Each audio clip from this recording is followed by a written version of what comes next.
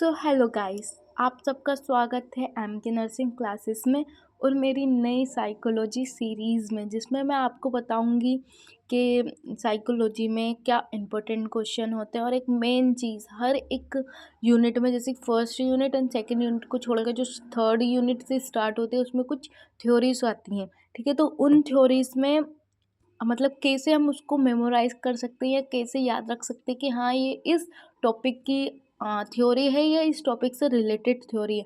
तो वो सारी चीज़ मैं कहाँ पर बताऊँगी, एम के नर्सिंग क्लासेस में। तो आप प्लीज़ चैनल को सब्सक्राइब करना ना भूलें, लाइक बेल आइकन को दबाएं ताकि आपके पास सारे नोटिफिकेशन आ सकते हैं मेरी सीरीज़ से रिलेटेड। ठीक है, तो बने रहिए मेरे साथ।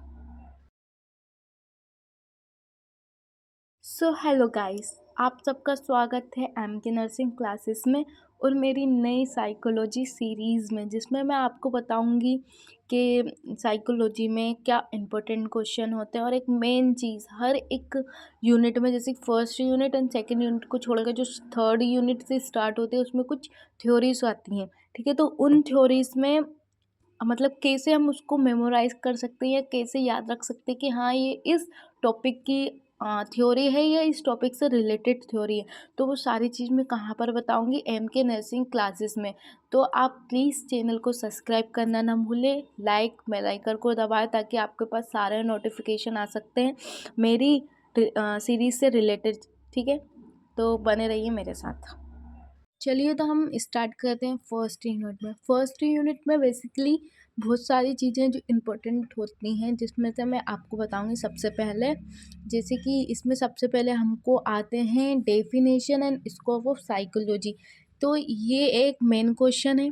ठीक है, इसके बाद रिलेवेंस ऑफ नर्सिंग, मतलब नर्सिंग में क्या साइकोलॉजी की क्या वो होती है। ठीक है, तो मतलब ऐसे नहीं बनता, ये क्वेश्चन बहुत मुश्किल है कि ये क्वेश्चन ऐसे बने। तो क्वेश्चन बनता है कि important of psychology in nursing.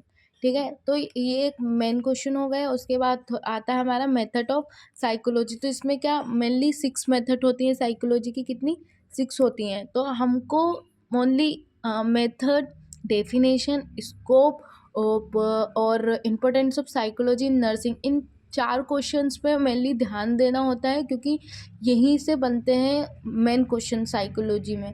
ठीक है, जिसमें मेथड पूछ लेता है, कभी कभी वो स्कोप पूछ लेता है, डेफिनेशन पूछ लेता है और importance of psychology in nursing ये पूछ लेता है। तो ये 4 मेन क्वेश्चन हैं, तो आप इनको याद रखें। अब हम बात करते हैं सेकेंड यूनिट की। सेकेंड यूनिट में बहुत मुश्किल से एक क्वेश्चन बनता है, body and mind relationship in psychology. मतलब इसमें से सिर्फ एक ही क्वेश्चन बचेगा, बाकी तो आप इतना मतलब ध्यान भी ना दो इस यूनिट पे तो चलेगा, क्योंकि एनाटॉमी में हमको बॉडी माइंड रिलेशनशिप पढ़ाया जाता है और बहुत अच्छे से पढ़ाया जाता है क्योंकि ये नर्वस सिस्टम का एक बॉडी माइंड रिलेशनशिप एक अच्छा क्वेश्चन है, जो कि बहुत मुश्किल है कि बने, पर आप इसको ध्यान दे रहे हो सेकेंड यूनिट पे, तो आप इसी क्वेश्चन पे ज़्यादा ध्यान दें, क्योंकि यहीं से एक क्वेश्चन बनता है। अब आते हैं हम थर्ड यूनिट और बहुत इम्पोर्टेंट यूनिट पर, क्योंकि यहाँ से जो क्वेश्चंस बनते हैं ना, बाप रे, बहुत मतलब आप समझ भी नहीं सकते, क्योंकि इतनी कंफ्यूजिंग वाली है। बट आप टेंशन न मतलब, मैं समझाऊंगी आपको। क्योंकि इसमें जो क्वेश्चन बनते हैं ना, वो मतलब ऐसे बनते हैं कि हर एक टॉपिक से आपको एक क्वेश्चन मिल जाएगा। मतलब कुछ कुछ तो मिलेगा ही सही। मतलब आप समझ सकते हैं कि मैं क्या बोलना चाह रही हूँ। मतलब ऐसा नहीं है कि कोई टॉपिक छूट जाए, बहुत मुश्किल है कि कोई टॉपिक छूटे क्वेश्चन के लिए। कुछ ना कुछ वो दे ही देते हैं कॉग्निटिव प्रोसेस से। और ये बहुत लंबी और बहुत ही लॉन्ग यूनिट है, जिसमें मतलब आपको बहुत ही अच्छे से पढ़ना पड़ेगा पूरी थ्योरी। उसको एक हिसाब से रटना नहीं, मतलब थोड़ा ध्यान दे के समझ के पढ़ना पड़ेगा। तो आइए हम इसका फर्स्ट टॉपिक क्लियर करते हैं कि इसमें क्या है क्या नहीं है। जैसे कि आप देख सकते हैं, हमारी कॉग्निटिव प्रोसेस थर्ड यूनिट है। तो इसमें फर्स्ट एक टॉपिक है अटेंशन। ठीक है, तो हम इसमें देखेंगे कि इसके टाइप्स क्या हैं, डेफिनेशन क्या है, डिटर्मिनेंट्स क्या है और इसकी ड्यूरेशन एंड डिग्री क्या है। ये सारी चीज़ हम कहाँ पर देखेंगे, साइकोलॉजी में देखेंगे। तो फर्स्ट टॉपिक आपको मैं क्लियर करती हूँ, तो प्लीज़ चैनल को सब्सक्राइब करना, लाइक करना, कमेंट करना मत भूलें। और साइकोलॉजी से इम्पोर्टेंट क्वेश्चन आपको यहीं मिल सकते हैं, तो please like and share and subscribe channel. तो हम देख रहे हैं अटेंशन। अटेंशन में मतलब पूरे इजी नोट्स आपको मिलेंगे। यहाँ पर मैंने 3 डेफिनेशन आपके लिए प्रिपेयर करके रखी है, वो भी साइंटिस्ट के साथ।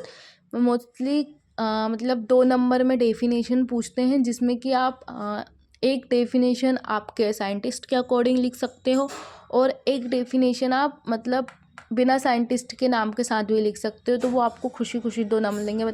मेरा बताऊँ तो मैंने क्या करा था, ओनली मतलब 2 क्या लिखी थी, अपनी डेफिनेशन लिखी थी और उसमें साइंटिस्ट का नाम नहीं लिखा था।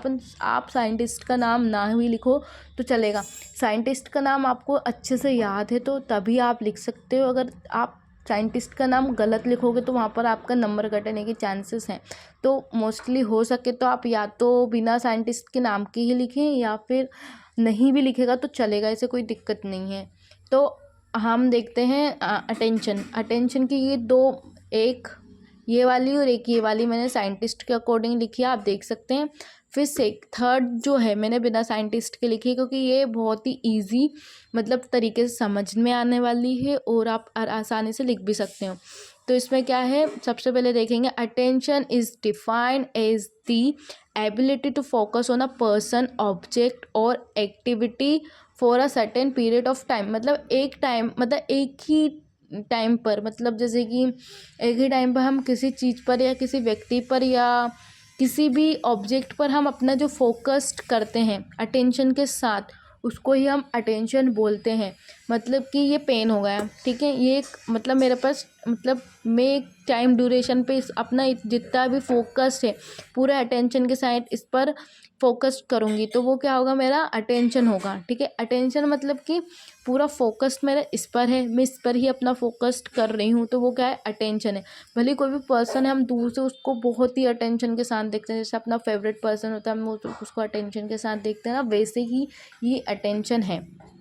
ठीक है, अब हम इसमें देख लेते हैं कैरेक्टरिस्टिक या फीचर ऑफ अटेंशन। बेसिकली मतलब बहुत मुश्किल है ये क्वेश्चन बने, characteristic of attention, feature of attention, पर आपको पता होना चाहिए कि क्या है, मतलब कौन कौन से कैरेक्टरिस्टिक्स हैं जो अटेंशन में होते हैं।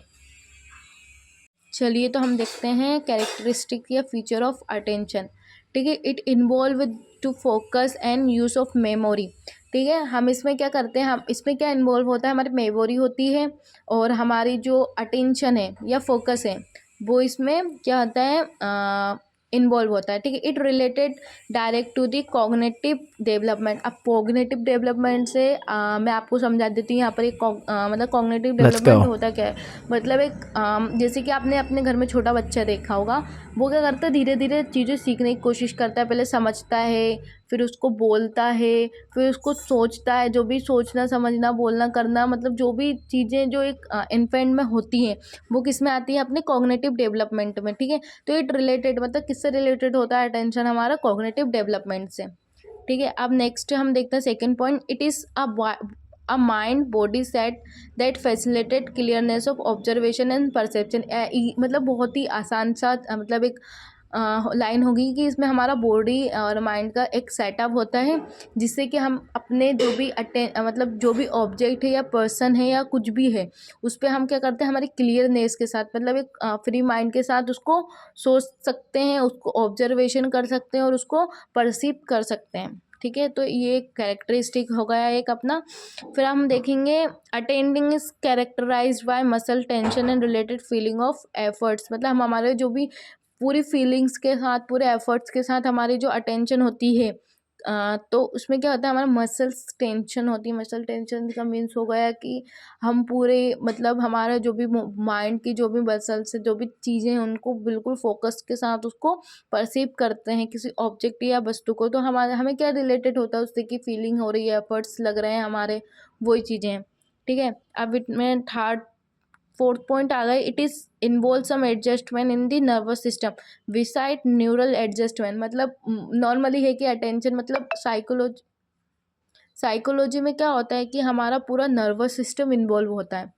बोल सकते हैं, या कॉग्निटिव प्रोसेस में जो हो गया वो सारी जो भी आप पढ़ोगे इसमें, intelligence, aptitude, psychometric assessment, learning, तो मेमोरी, इन सारी चीज़ों में हमारा नर्वस सिस्टम बहुत ही ज़्यादा इन्वॉल्व होता है। तो ये यही है कि हमारा जो एडजस्टमेंट होता है एक नर्वस सिस्टम के साथ, वो भी इसमें इन्वॉल्व होता है। नेक्स्ट पढ़ते हैं हम इसमें 5th, इट इज़ कैरेक्टराइज और increase clearness, bringing out of detail and whatever attended to. ठीक है, हमारी क्लियरनेस होती है, जो भी क्लियरनेस की इंक्रीजिंग होती है वो सारी चीज़ इसमें होती है। ठीक है, फिर 3 एक्सपेक्ट होते हैं इसमें कि एडजस्टमेंट होता है हमारा बॉडी के साथ। ठीक है, क्लियर एंड विविड कॉन्शियसनेस होता है हमारा। ठीक है, असेट टूवर्ड एक्शन। ठीक है, हमारा जो भी बॉडी माइंड रिलेशनशिप का जो एक सेट होता है वो भी एक्शन के साथ होता है। ठीक है, तो ये सारी चीज़ें हम देख कैरेक्टरिस्टिक या फ्यूचर ऑफ अटेंशन में क्लियर कर चुके हैं। तो ये बहुत ही इजी नोट्स हैं, आप इसको बहुत आसानी से पढ़ सकते हैं, समझ सकते हैं, इसमें कोई दो राय की बात नहीं है। टाइप ऑफ अटेंशन, मतलब मैं बता देती हूँ आपको कि ये मेरे नोट्स हैं, मैंने प्रिपेयर किए हैं इनको आपको समझाने के लिए, मैंने भी इसी से पढ़ा है। तो बहुत बहुत जगह पर देखोगे बुक में अलग अलग टाइप्स दिए हैं अटेंशन के, बट मेरे हिसाब से मुझे ये ईजी लगते हैं, क्योंकि बहुत ही ईजी तरीके से याद भी हो जाएंगे, आपको समझ में भी आ जाएंगे। तो सबसे पहले हम देखते हैं इसमें focus attention. Focus attention, this is the ability to respond directly to specific visual, auditory and tactile stimulus. ठीक है, इसमें फोकस अटेंशन में क्या होता है, हम एक एबिलिटी होती है डिस्क्रिएटली टू स्पेसिफिक विजुअल और ऑडिटरी, मतलब हम जो भी फोकस के साथ हमारी विजुअल चीज़ों को देखते हैं, या पेन हो गया, पेंसिल हो गया, बुक हो गए, नोट्स हो गए, या कोई भी ऑडिटरी, जैसे कि बहुत दूर से कोई साउंड आ रहा है उसको हम बहुत ही फोकस के साथ सुनते हैं। ठीक है, तो वो किस में आता है, फोकस अटेंशन में आता है, कि हम जो भी विजुअल चीज़ें देखते हैं बहुत फोकस के साथ देखते हैं, या कोई भी ऑडिटरी साउंड जो हो गया वो भी बहुत फोकस के साथ सुनते हैं। तो क्या होता है कि ये सारी चीज़ें फोकस अटेंशन में आती हैं। ठीक है, अब देखते हैं हम सस्टेन अटेंशन। सस्टेन अटेंशन का मीन्स होता है, यहाँ पर सस्टेन्स का मीन्स होता है लगातार कोई चीज़ें चल रही हैं, ये जैसे कि कोई टीवी में मूवी चल रही है, सड़क पे कार वगैरह चल रही है, या हम एक एरोप्लेन को उड़ते हुए देखते हैं, वो भी लगातार स्पीड में, कोई भी स्पीड में जो चीज़ें होती हैं उनको हम कंटिन्यू एक फोकस के साथ जो देखते हैं उसको बोलते हैं सस्टेन अटेंशन। ठीक है, फिर हम देखते हैं सिलेक्टिव अटेंशन। सिलेक्टिव अटेंशन में क्या होता है कि this level of attention refers to the capacity act of focusing on a particular object for a while simultaneously engaging distraction and irrelevant information, मतलब कि बिना डिस्ट्रैक्शन के साथ जो हम सिलेक्टिव ऑब्जेक्ट, मतलब सिलेक्टिव ऑब्जेक्ट का मीन्स होगा कि ये पेन है। ठीक है, मैंने क्या सोचा कि ये मेरा एक सिलेक्टिव ऑब्जेक्ट है, मैं सिर्फ इसी पर फोकस करूँगी बिना किसी डिस्ट्रैक्शन के साथ। डिस्ट्रैक्शन के साथ मतलब कि हमारा एक अटेंशन होगा और एक डिस्ट्रैक्शन होगा। डिस्ट्रैक्शन मतलब हमको कोई डिस्ट्रैक्ट कर रहा है, कोई भी हमें उस चीज़ से फोकस होने के लिए हटा रहा है। ठीक है, तो वो डिस्ट्रैक्शन होगा। तो हम बिना किसी डिस्ट्रैक्शन के साथ जो भी सिलेक्टिव चीज़ है, मेरा ये सिलेक्टिव चीज़ क्या है, पेन है, तो इसको मैं लगातार देखती रहूँगी, तो वो क्या होगा, सिलेक्टिव अटेंशन होगा। अल्टरनेटिव अटेंशन भी एक अल्टरनेटिव, जैसे हमने सस्टेन पढ़ा था, मतलब सस्टेन मीन्स लगातार, अल्टरनेटिव मतलब कोई भी चीज़ें, वस्तु या कुछ भी व्यक्ति वगैरह अल्टरनेटिवली मतलब चलते जा रहे हैं, एक आया फिर गया, फिर एक आया फिर गया, तो वो क्या होगा, अल्टरनेटिव अटेंशन हो गया। ठीक है, फिर हम देखते हैं डिवाइडेड अटेंशन। डिवाइडेड अटेंशन से मीन्स है कि डिवाइडेड, हम किसी भी चीज़ों को, या बोल दे कोई मल्टीपल टास्क है, ठीक है, तो उसमें हमारा क्या होता है कि मल्टीपल चीज़ें हैं, तो हम क्या करते हैं, हमारा जो अटेंशन है वो डिवाइड कर लेते हैं कि हाँ पहले मैं इस पर करूँगा, फिर इस पर करूँगा, फिर इस पर करूँगा, तो वो क्या होता है, डिवाइडेड अटेंशन हो जाता है। तो ये रहे आपके अटेंशन के टाइप। अब हम इसके बाद हमारा पढ़ेंगे डिटर्मिनेंट्स ऑफ अटेंशन। तो गाइज अब देखते हैं हम डिटर्मिनेंट्स ऑफ अटेंशन। डिटर्मिनेंट्स का मीन्स होता है कारक, ठीक है, और एक और मीन्स होता है इसका निर्धारक, मतलब कि कारक मतलब कि हम बोल सकते हैं कि अटेंशन में ऐसी क्या क्या चीज़ें होती हैं कि जो हमारे अटेंशन को बोल सकते हैं कि इफ़ेक्ट करता है, या मतलब उसको प्रभावित करता है, जो भी चीज़ें हो गई, ठीक है, वो कहाँ पर आते हैं पर डिटर्मिनेंट्स पे। There are many factor that influence the direction and selection of our attention, मतलब कि हमारा जो अटेंशन है, डायरेक्शन एंड सिलेक्शन, मतलब ऐसी चीज़ें होती हैं कि यार कहाँ पर फोकस करना है। कुछ चीज़ें बहुत अट्रैक्टिव होती हैं, कुछ नहीं होती है। जैसे कि एक लड़की है, वो मतलब नॉर्मल तो कैजुअल कपड़े में आप कॉलेज आती है, ठीक है, बट किसी दिन वो मतलब बहुत ही मतलब फैंसी ड्रेस पहनती है या कुछ मेकअप वगैरह कर लेती, मेकओवर कर लेती है अपना, तो वो एक मतलब एक ऐसा टेंशन बन जाता है कि मतलब अलग ही, तो उस पे हमारा पूरा फोकस हो जाता है। वाह, ये लड़की नॉर्मली कैजुअल में आती है, अच्छा अच्छा ड्रेस पहन, ये मेकअप वॉट एवर। तो क्या होता है कि वो एक सिलेक्टिव या एक ऐसा टेंशन बन जाता है जो कि हमको बस ऐसा लगता है कि नहीं आ रही है, तो हम उस पर ही बिल्कुल अट्रैक्ट हो जाते हैं, ठीक है। तो यही है कि डिटर्मिनेंट में हम डायरेक्शन एंड सिलेक्शन के साथ जो भी चीज़ें होती हैं उनको अटेंड करते हैं। मतलब कि आप समझ ही गए होंगे कि कुछ चीज़ें होती हैं जो बहुत ही ज़्यादा अपना अटेंशन हमारी तरफ वो करती हैं, तो वही होगा इसमें डिटर्मिनेंट्स में। अब इसमें क्या होता है कि ये दो टाइप के होते हैं, ऑब्जेक्टिव और एक्सटर्नल अटेंशन। मतलब एक्सटर्नल के हिसाब से, मतलब मैं बता दूं कि एक्सटर्नल मतलब बाहर, मतलब जैसे कि कोई चीज़ बॉटल, आप अब मैं आपको बॉटल का एग्जांपल देती हूँ, ठीक है। अब इसमें हम देखेंगे कि इसका साइज़ कितना है, ठीक है, साइज़ इसका कैसे शेप में ये है, या इसकी फ्रिक्वेंसी क्या है, इसकी इंटेंसिव क्या, मतलब कितना ये पानी केयर कर मतलब कैरी कर सकती है, और मतलब सारी चीज़ें हम देखेंगे। तो एक्सटर्नली देखेंगे, ठीक है। फिर इंटरनली भी देखेंगे कि इंटरनल भी इसमें क्या क्या चीज़ें हैं, क्या नहीं है। तो ये हमारा क्या हो गया, एक ऑब्जेक्ट हो गया जिसमें हम फोकस करके मतलब सारी चीज़ें देख रहे हैं, ठीक है। तो अब हम देखते हैं डिटर्मिनेंस, ये हो गया आपका एक एग्जाम। तो गाइस देख, अब मैं आपको समझा रही हूँ डिटर्मिनेंट्स ऑफ अटेंशन, ठीक है। सबसे पहले हम देखते हैं इसमें ऑब्जेक्टिव और एक्सटर्नल डिटर्मिनेंट्स, मतलब कि they are the qualities and characteristic. मतलब एक्सटर्नली हम उसकी क्वालिटी देखेंगे, उसके कैरेक्टरिस्टिक देखेंगे, मतलब कैसी दिख रही है वो सारी चीज़ें हम किसमें क्लियर करेंगे, हम एक्सटर्नल डिटर्मिनेंट्स में। सबसे पहले हम देखते हैं इंटेंसिटी या पोटेंसी।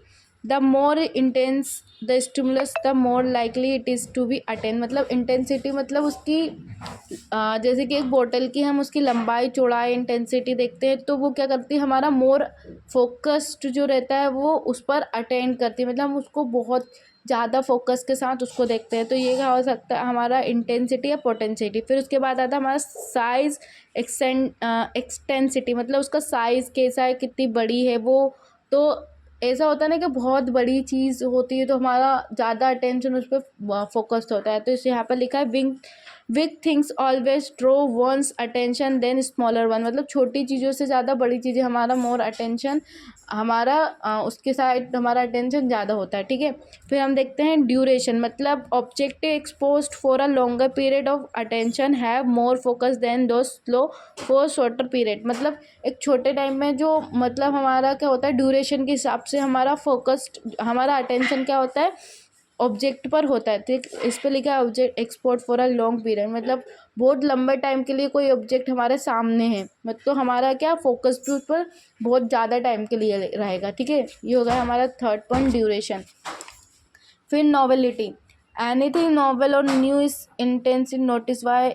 जैसे मैंने आपको समझाया था कि एक गर्ल्स जो होती हैं वो क्या होती है, नॉर्मली कैजुअल ड्रेस पहन के आती है कॉलेज में, बट किसी दिन उसने न्यू ड्रेस पहन लिया, नया मेकओवर कर लिया, तो क्या होता है, हमारा अटेंशन उसकी तरफ ज़्यादा होता है, ठीक है।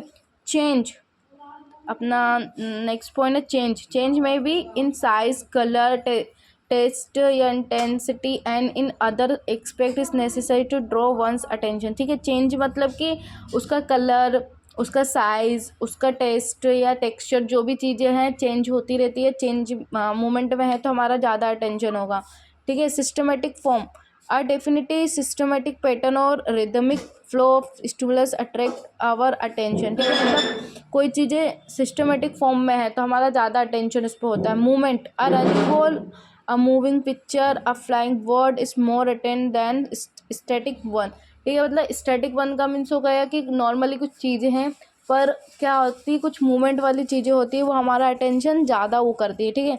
लोकेशन और situations, the location of a stimulus determines the direction of attention, ठीक है। कलर हो गया, कॉन्ट्रास्ट हो गया, ये सारे क्या हैं हमारे एक्सटर्नल क्या है डिटर्मिनेंट्स हैं, बोल सकते हैं तो ऑब्जेक्टिव, ठीक है। अब आता है इंटरनल और सब्जेक्टिव डिटर्मिनेंट्स।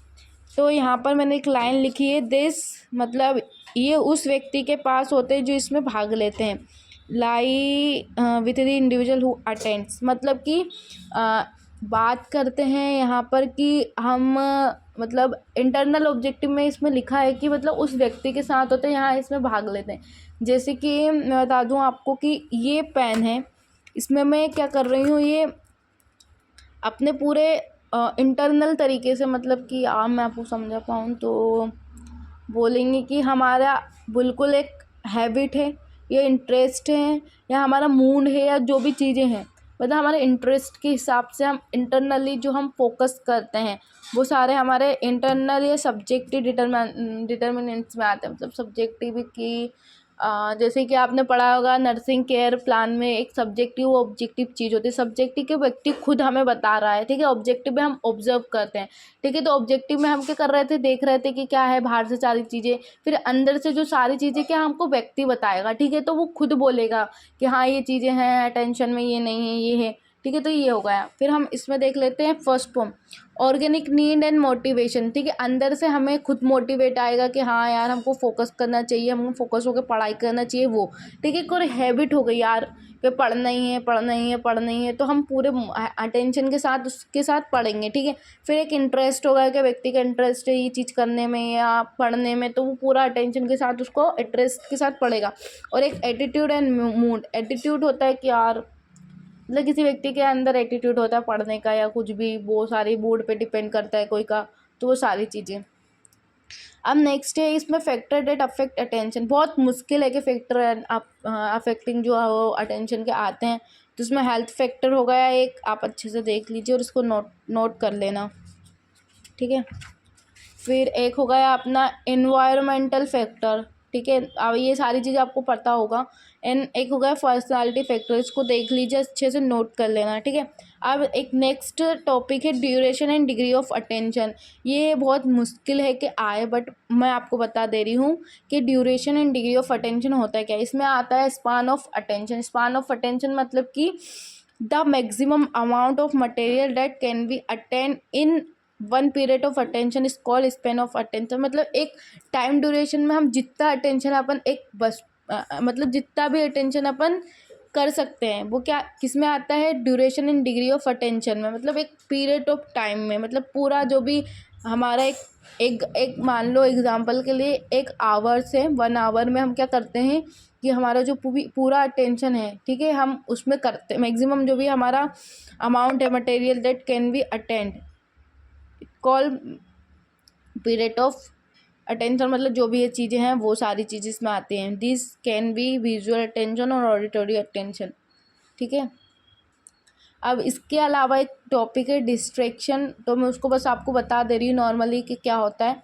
वैसे इतना आता नहीं है बट बता दे रही हूँ, ठीक है। डिस्ट्रैक्शन इसमें देखो आप नोट कर लेना अच्छे से, ये थोड़ा ज़रूरी है, ठीक है। It is the diversion of attention. Diversion मैंने बताया था कि अटेंशन के सिवा भी एक चीज़ होती है जो हमको डिस्ट्रैक्ट करती हैं चीज़ों को अटेंशन करने के लिए, तो वो क्या होता है, एक डिस्ट्रैक्शन होता है। तो it is a diversion of attention, मतलब एक डाइवर्जन होता है अटेंशन का ऑफ एन इंडिविजुअल और ग्रुप फॉर्म और चूजन ऑब्जेक्ट ऑफ अटेंशन। मतलब हम अटेंशन हमारा किसी चीज़ पर होता है तो एक कुछ भी हमें डिस्ट्रैक्ट करती है चीज़ें, जैसे मोबाइल हो गया, टीवी हो गया, तो वो क्या होता है, एक डाइवर्जन होता है अटेंशन का, ठीक है। इसमें सोर्स ऑफ डिस्ट्रैक्शन में बता दो एक्सटर्नल होते हैं, ठीक है। एक्सटर्नल मतलब कि वेंटिलेटर हो गया अपना, अनकम्फर्टेबल सीट हो गई, जो भी चीज़ें हैं वो किस में आती है, एक्सटर्नल फैक्टर में। और एक इंटरनल मतलब कि हमारी हेल्थ ख़राब है, हम इमोशनली डिस्टर्ब है, तो ये किस में आता है, हमारा इंटरनल। टाइप्स होते हैं, 2 टाइप होते हैं, continue distraction and discontinue distract. Continue मतलब कुछ भी साउंड वगैरह कंटिन्यू आ रहा है उससे हम डिस्ट्रैक्ट हो रहे हैं। फिर डिसकंटिन्यू मतलब इट इज़ इरेगुलर, मतलब कुछ कभी भी कुछ भी हो सकता है, ठीक है।